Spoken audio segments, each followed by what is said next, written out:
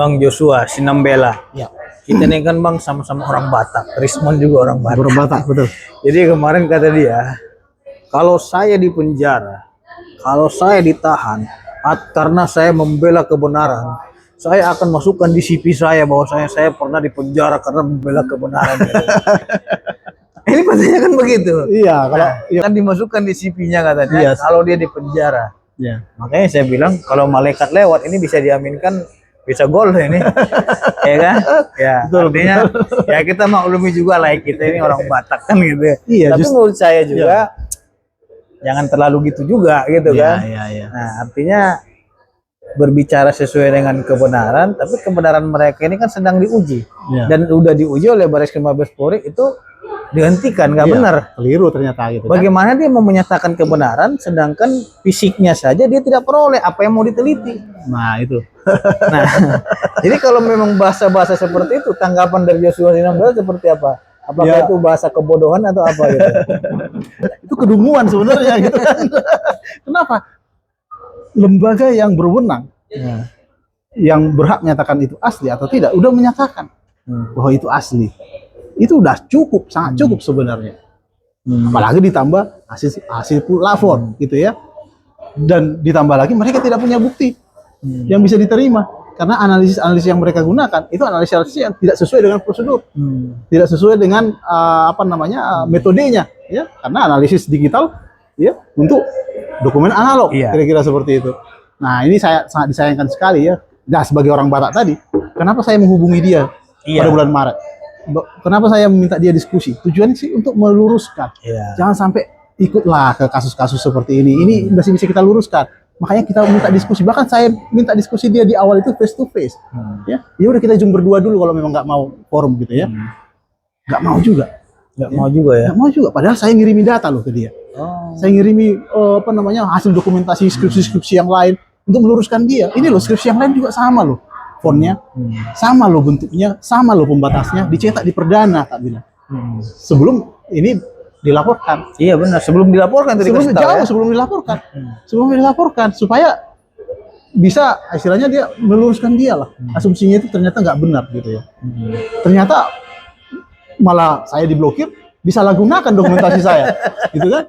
Iya. Itu yang katanya penelitiannya gitu. Iya, itu yang diteliti dia. Jadi muncul di iNews ada orang yang buka-buka skripsi itu tangan saya. Itu tangan saya. Oh gitu. Itu dokumentasi saya semua. Berarti kan gini Bang, di dalam hukum pidana itu suatu barang bukti yang diambil secara tidak sah itu namanya ilegal. Iya, ilegal. Ya, ilegal akses kan gitu.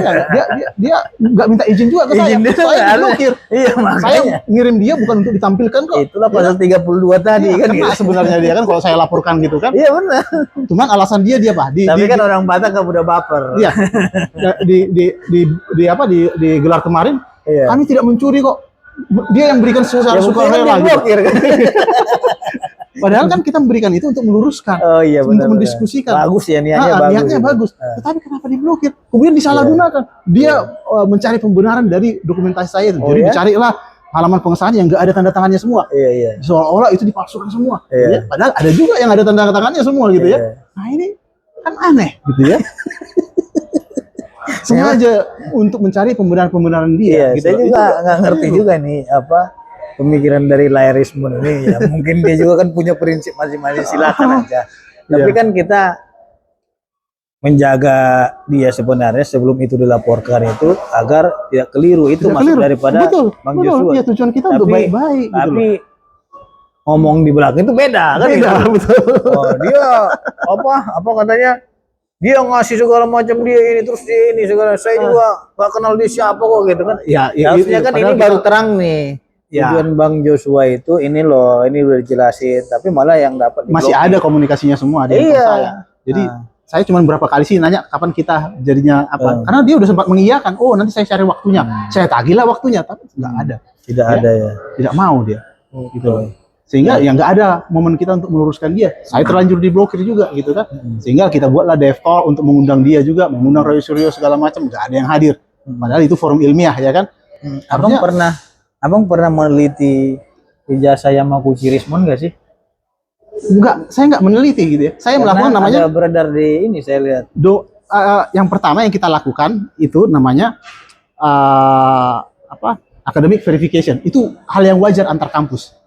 Jadi antar kampus itu biasanya ada kerjasama bahwa kita bisa memverifikasi kredensial dari peneliti-peneliti siapapun, ya, yang mungkin ada kerjasama dengan kampus kita atau berhubungan dengan kampus kita, gitu ya. Nah, kita hanya verifikasi itu. Ya.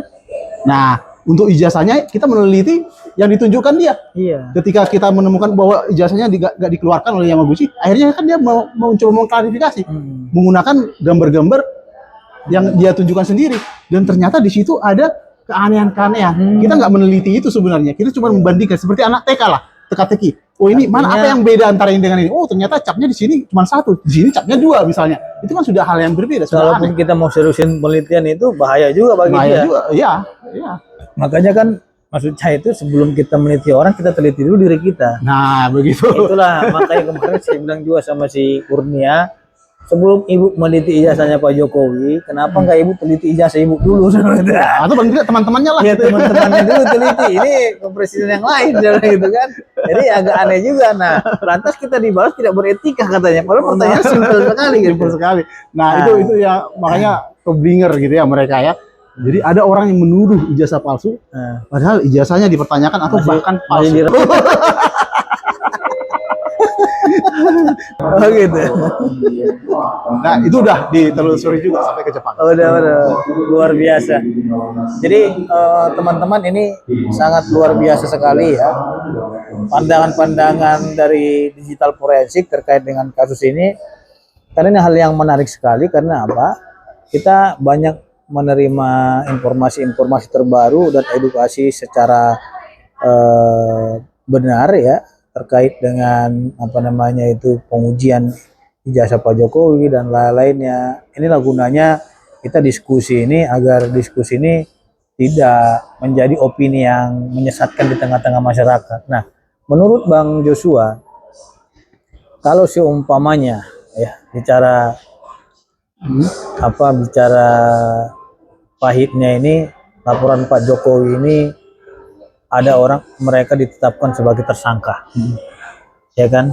Apakah seorang Joshua Sinambela itu mau membela Pak Jokowi sampai ke muka persidangan? Karena sebagai ahli itu kan nggak hanya di BAP aja, tapi di muka persidangan nanti. Oh iya. Nanti kan mereka bilang akan kami tantang itu ahlinya nanti di persidangan. Pak Jokowi nanti akan kita ini. Kita sudah sangat siap. Siap nggak? Gitu, sangat siap. Mereka katanya siapkan banyak pengacara loh. No problem. Inilah kalau orang Batak itu jiwanya nggak ada takutnya gitu. Apa ya? Kita sebagai ahli, kita tinggal sesuai dengan pengetahuan kita, keahlian kita ya, kita sampaikan. Jadi itu nggak masalah, dan itu udah biasa kita berikan. Ya, sudah biasa kita ikut sidang, bahkan udah ratusan kali kita ikut sidang, jadi no problem. Ya. Nah justru mereka siapa yang jadi tersangka harusnya takut ya kan? Saya sebagai ahli nggak mungkin dia-apain ya kan? Tersangka itu kemungkinan bisa jebol gitu ya, maksudnya bisa masuk sesuai dengan ancaman hukuman yang mungkin yang tertinggi lah dari 12 tahun. Tertinggi ada 9 tahun, bahkan bisa ada 12 tahun. 12 ada kalau misalnya yang 12 gitu ya. Nah, belum lagi kalau misalnya ijazah palsunya dilaporkan ya kan. Iya, itu menambah masalah lagi. Menambah masalah lagi. Ya, gitu ya. karena kan yang memulai mencari penyakit kan siapa gitu loh. Nah, Dia begitu. sendiri yang mencari penyakitnya sendiri. Nah, itulah ya. Jadi belum lagi Roy Suryo karena udah pernah ya kan. Iya. Wah, nambah sepertiga lagi.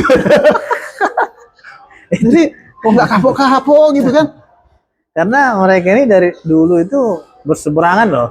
Betul. Antara Roy dengan Rismond dengan Jessica Mirna itu. Ya. Tapi ketika di sini mereka bersama ya, itulah namanya itu kehidupannya.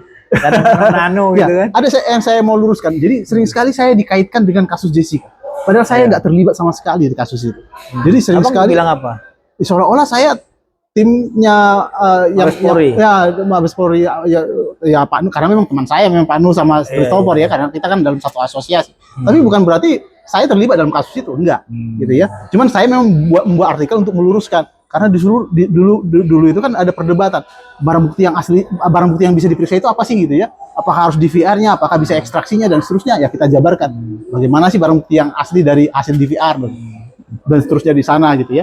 Siapa sih ahli yang sebenarnya?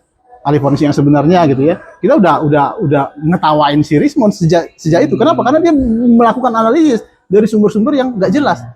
Bukan dari primary evidence-nya, tapi dari media sosial, dari televisi gitu ya. Rekaman dari televisi gitu ya. Nah, otomatis akan terjadi bias. Ya, perubahan resolusi segala macam lah di sana. Nah, itu kita ketawain. Kenapa? Jadi dia menuduh, oh ini sudah ditempering dari rekaman itu, bukan dari menganalisis videonya. Dari situ udah sangat keliru. Dan itu diulangi lagi dalam kasus ini, ya kan? Menggunakan ELA untuk fisik dan seterusnya. Wah, ini artinya memang dia tidak punya kualifikasi sebagai ahli. Dia tidak tahu SOP digital forensik. Padahal digital forensik itu sangat ketat SOP-nya. Ya.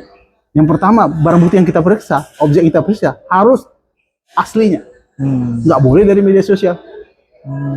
Ya. Jadi itu makanya dia menggunakan ELA karena media sosial itu ya. Tapi kan nggak nyambung menurut saya. Kita periksa air, tapi yang kita periksa foto air gitu. Nah, ya itu. Kan perbedaannya kan air itu bisa dirasakan, diraba, dingin atau panas ya nih. Air panas. Penyusunnya kan kita nggak tahu. Iya, ini panas. Terus kita teliti foto air ini apa kan nggak nyambung. Ini air laut. Kita rasakan asin, tapi kalau kita dipoto kita rasakan nggak ada rasanya, kan beda juga. Nah, ya. Atau yang paling gampang konteksnya itu menguji keaslian dari sebuah uang kertas. Ya. Sama seperti ijazah, sama-sama dokumen-dokumen apa namanya penting gitu ya. Gimana kita bisa nilai uang itu asli atau dari fotonya? Kalau dari foto kan ya kan nggak bisa, mau pakai apapun nggak bisa. Iya. Harus menggunakan ya teknologi dokumen verification. Ya. Kata iklan dulu diraba, diterawang. Ya. Itu kan harus fisik kan? Iya. Mana bisa hanya dengan foto. Sehebat apapun fotonya kan tampilannya berbeda, sudut pandangnya berbeda, sehingga nggak bisa terjadi bias namanya. Itu makanya itu bukan ranah forensik digital. Itu ranah dokumen forensik. Ada profesi khusus itu. Makanya ketika misalnya ada permintaan pemeriksaan forensik berupa dokumen-dokumen fisik, tanda tangannya, kata kita tolak. Karena itu fisik. Itu bukan domain kita. Nah, ini harus dipahami. Nah, kalau Rismond mungkin akan menerima itu.